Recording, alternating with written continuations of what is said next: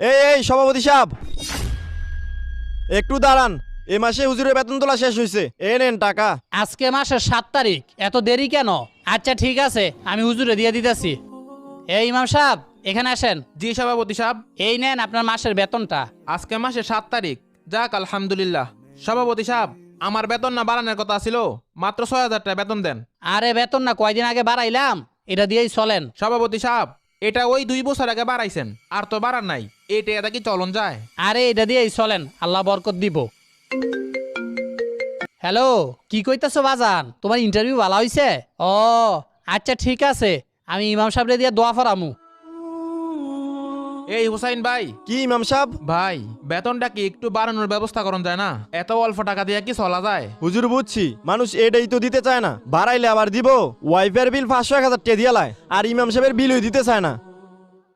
সভাপতি সাহেব,